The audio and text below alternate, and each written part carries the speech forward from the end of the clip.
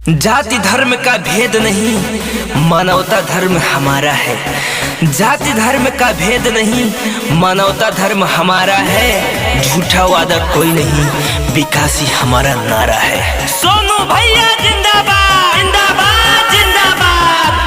अखिलेश भैया जिंदाबाद, जिंदाबाद, जिंदाबाद। जिला कोना चाहे के हो हुए चुनौआ, इ नहीं पति हो जाता है।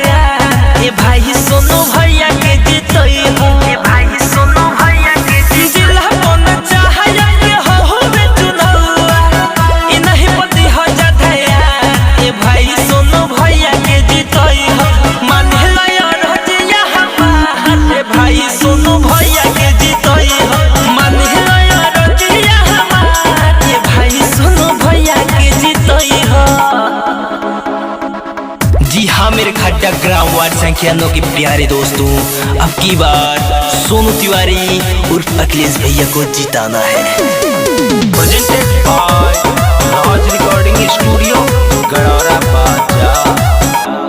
कि गहुमा के तू होला विकास भरपूर होई, सकरो सुख हवा कॉलेज ए भाई दूर होई। अखिलेश भैया जिंदाबाद। गहुमा के तू होला विकास भरपूर होई, सकरो दुख हवा कॉलेज ए भाई दूर होई।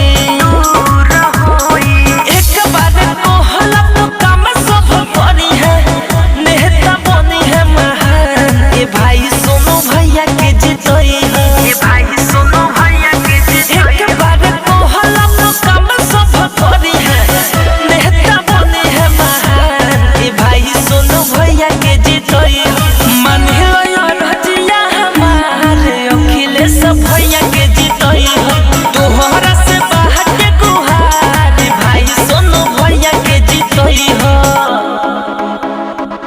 अरे अपनी तिजोरी तो हर कोई भरता है, ऐसा नेता चुनो जो आपके लिए कुछ करता है। तो दोस्तों अब की बार सोनू तिवारी उर्फ अखिलेश भैया का सरकार।